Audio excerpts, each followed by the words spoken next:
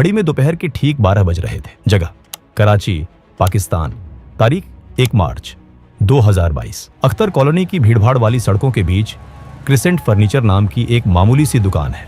दुकान का मालिक जावेद अखुंद अपनी कुर्सी पर बैठकर ग्राहकों का इंतजार कर रहा है। पिछले 23 सालों से वो इसी तरह एक आम आदमी की जिंदगी जी रहा है, लेकिन उसे नहीं पता कि आज उसकी दुकान पर कोई फर्नीचर खरीदने नहीं, बल्कि उसकी सांसें खरीदने आ रहा है। सड़क पर एक मोटरसाइकिल आकर रुकती है। पीछे बैठा शख्स उतरता है, दुकान में दाखिल होता है और बिना एक भी शब्द बोले जावेद अखुंद के सिर और सीने में गोलियां उतार देता है। फिर वो बाइक पर बैठते हैं और कराची की गलियों में धुएं की तरह गायब हो जाते हैं। पाकिस्तानी मीडिया इसे व्यापारिक रंजिश बताता है, लेकिन दिल्ली में साउथ ब्लॉक के एक बेहद सुरक्षित कमरे में बैठे भारत के national security adviser Ajit Doval जानते हैं कि मरने वाला कोई फर्नीचर वाला नहीं था।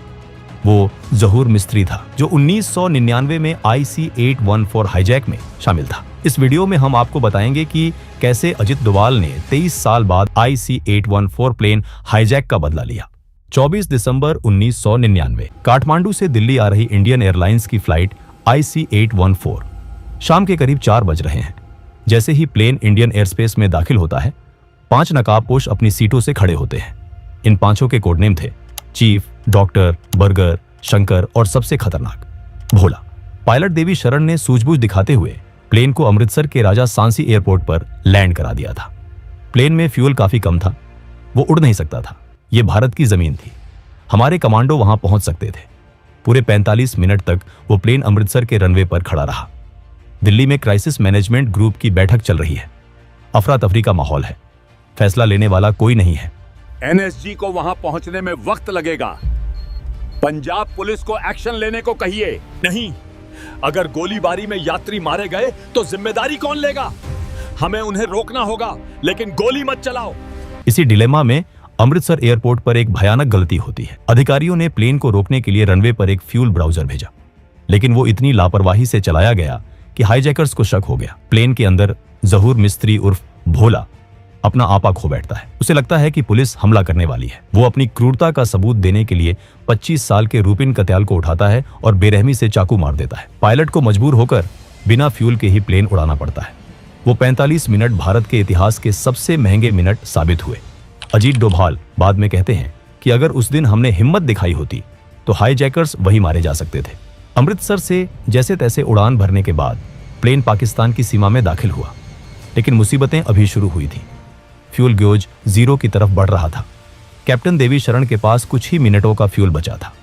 उन्होंने लाहौर ATC से संपर्क किया और लैंडिंग की परमिशन मांगी, लेकिन परमिशन नहीं मिली। पाकिस्तान ने न सिर्फ लैंडिंग से मना किया, बल्कि लाहौर एयरपोर्ट की सारी लाइटें बंद कर दी। रनवे पर घुप अंधेरा था। पाकिस्तान नहीं चाहता था कि यह मुसीबत उनके सिर आए। कैप्टन देवी शरण ने एक आखिरी दांव खेला। उन्होंने ATC से चिल्लाकर कहा, मेरे पास फ्यूल नहीं है, मुझे रनवे नहीं दिख रहा, मैं प्लेन को किसी हाईवे या सड़क पर क्रैश लैंड करने जा रहा हूं। यह धमकी काम कर गई। प्लेन के अपने शहर में क्रैश होने के डर से लाहौर ATC ने तुरंत रनवे की लाइटें चालू कर दी। प्लेन लाहौर में उतरा। वहां उसे फ्यूल मिला, लेकिन पाकिस्तान ने प्लेन को रुकने नहीं दिया। हाईजैकर्स का अगला प्लान था कंधार। लाहौर से फ्यूल लेकर प्लेन ने कंधार की तरफ उड़ान भरी, लेकिन तब तक रात गहरी हो चुकी थी। जब प्लेन अफगानिस्तान के ऊपर पहुंचा तो एक नई समस्या खड़ी हो गई। कंधार एयरपोर्ट पर नाइट लैंडिंग फैसिलिटी ही नहीं थी। वहां ना रनवे पर लाइट्स थीं, न कोई नेविगेशन सिस्टम काम कर रहा था। अंधेरे में पहाड़ों से घिरे रनवे को ढूंढना नामुमकिन था। हाईजैकर्स को समझ आ गया कि अगर उन्होंने यहां जिद की तो वो सब पहाड़ों से टकराकर मारे जाएंगे। मजबूरी में प्लान बदलना पड़ा। अब प्लेन को सबसे नजदीकी और आधुनिक एयरपोर्ट की तरफ मोड़ना पड़ा, जहां रात में लैंडिंग हो सके। वो जगह थी दुबई। प्लेन ने फिर से दिशा बदली और UAE के आल मिनहाद एयरबेस पर लैंड किया। वही दोस्तों, वीडियो में आगे बढ़ने से पहले आपको बताना चाहूंगा कि अगर आपको सच्ची क्राइम स्टोरीज में दिलचस्पी है तो मेरा दूसरा चैनल जरूर देखिए। वहां मैं असली क्राइम केस को 2D एनिमेशन के साथ सिंपल हिंदी में समझाता हूं। चैनल का लिंक डिस्क्रिप्शन में है, अभी जाकर वीडियोस देखें। चलिए अब वीडियो कंटिन्यू करते हैं। अमृतसर की नाकामी के बाद भी एक और मौका था, दुबई। भारत सरकार ने अपनी सबसे घातक यूनिट NSG की 52 स्पेशल एक्शन ग्रुप को एक विशेष प्लेन में भेजा। ये वो कमांडोज हैं जो पलक झपकते ही प्लेन में घुसकर आतंकवादियों के सिर में गोली मारने के लिए ट्रेन किए जाते हैं। प्लान तैयार था। जैसे ही IC-814 दुबई में रुकेगा, एनएसजी स्ट्राइक करेगी। जौहर मिस्त्री और उसके साथियों की मौत निश्चित थी, लेकिन तभी डिप्लोमेसी की दीवार खड़ी हो गई। यूएई सरकार ने भारत को अपने एयरबेस पर रेड करने की इजाजत देने से साफ मना कर दिया। उन्हें डर था कि उनकी जमीन पर खून खराबा होगा। एनएसजी के हाथ बंध गए। कमांडोज अपने हथियारों के साथ तैयार बैठे रहे, लेकिन यहाँ 27 यात्रियों और रूपिन कथियाल के शव को उतारने की इजाजत मिली। लेकिन हाईजैकर्स दुबई में रुकना नहीं चाहते थे। उन्हें पता था कि यहाँ वो सुरक्षित नहीं है। उनका स्वर्ग तो तालिबान के राज में था।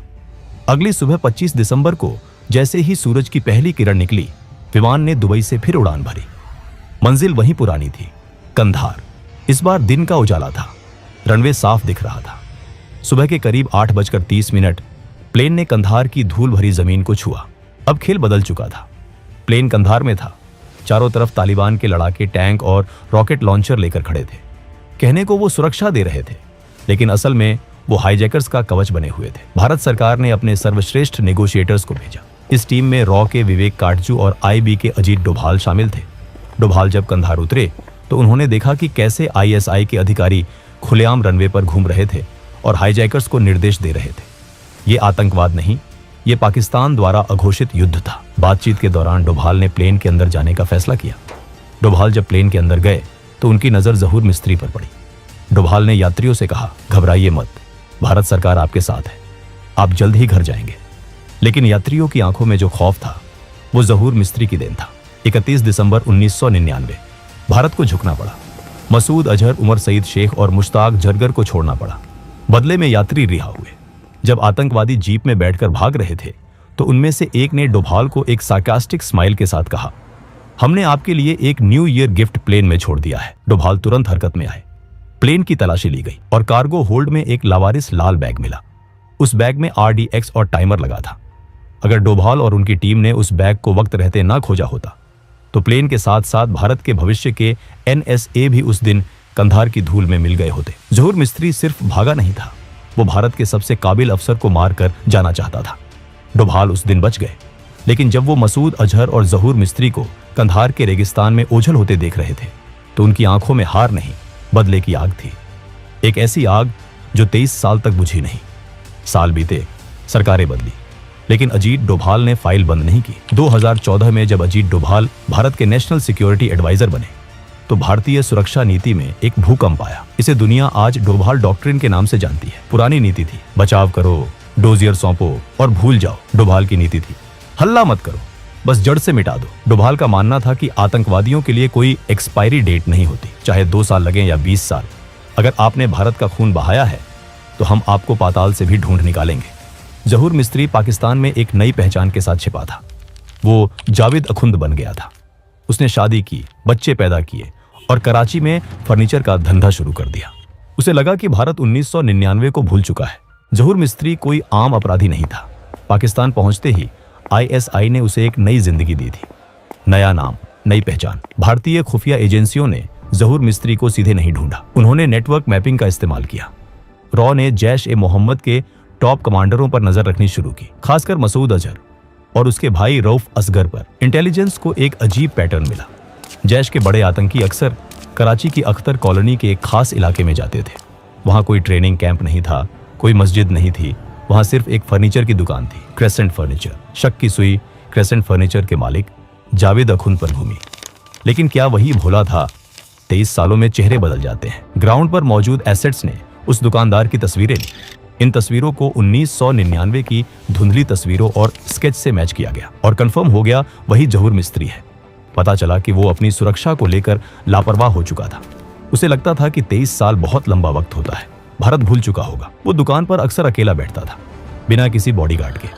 यही वो विंडो ऑफ अपॉर्चुनिटी थी जिसका डोभाल के अननोन गनमैन को इंतजार था। और फिर आया वो दिन, 1 मार्च 2022, कराची, पाकिस्तान। सुबह के 11 बजे अख्तर कॉलोनी की संकरी गलियां अपनी रोजमर्रा की रफ्तार से चल रही थी। फर्नीचर दुकान के अंदर जहूर मिस्त्री चेयर पर बैठा था। 2 लोग एक बाइक में आते हैं। प्लानिंग इतनी सटीक थी कि उन्हें पता था कि इस वक्त जहूर दुकान में अकेला होगा। पीछे बैठा शख्स बाइक से उतरता है। जैसे ही वो दुकान के अंदर दाखिल हुआ, जहूर मिस्त्री ने सिर उठाकर देखा। शायद उसे लगा होगा कि कोई ग्राहक आया है। उसने पूछने के लिए मुंह खोला, लेकिन तभी उस शूटर ने हेलमेट के वाइजर के पीछे से जहूर की आंखों में देखा। शूटर को यह कंफर्म करना था कि गोली सही आदमी को लगे। बिना एक शब्द बोले शूटर ने पिस्टल निकाली। पहली गोली सीधे सिर में। जहूर मिस्त्री अपनी कुर्सी पर ही पीछे की तरफ लुढ़क गया। 2 और गोलियां चली छाती में, यह सुनिश्चित करने के लिए कि बचने की कोई गुंजाइश ना रहे। काम तमाम। कंधार का कसाई अपने ही फर्नीचर की दुकान में ढेर हो चुका था। 23 साल का पुराना हिसाब 3 सेकंड में चुकता कर दिया गया। शूटर दुकान से बाहर निकला। वो वापस बाइक पर बैठा। राइडर ने एक्सीलेटर दिया और अगले ही पल वो कराची की भीड़ में धुएं की तरह गायब हो गए। जब तक पाकिस्तानी पुलिस और एम्बुलेंस वहां पहुंची, तब तक जहूर मिस्त्री का खेल खत्म हो चुका था। मीडिया ने शोर मचाया। व्यापारी की हत्या, पुलिस ने कहा। लूटपाट का मामला। पाकिस्तान ने शुरू में इसे छिपाने की कोशिश की, लेकिन सच तब सामने आया जब जहूर मिस्त्री के जनाजे में जैश-ए-मोहम्मद के बड़े आतंकी शामिल हुए। मसूद अजहर का भाई खुद वहां मौजूद था। इस तरह अजित डोभाल ने 23 साल बाद कंधार हाईजैक का बदला लिया। अमृतसर में जो गोली नहीं चली थी, दुबई में जो रेड रोकी गई थी और कंधार में जो मजबूरी थी, उन सब का जवाब 2022 में कराची में दिया गया। दोस्तों, आपको क्या लगता है? क्या अननोन गनमैन वाली ये रणनीति भारत को और आक्रामक रूप से अपनानी चाहिए या फिर डिप्लोमेसी ही सही रास्ता है? अपने विचार नीचे कमेंट्स में जरूर लिखिए। अगर आपको ये वीडियो पसंद आया और आप भारत की खुफिया ऑपरेशंस पर और कहानियां देखना चाहते हैं, तो सब्सक्राइब बटन दबाएं और बेल आइकॉन को क्लिक करें। जय हिंद, जय भारत।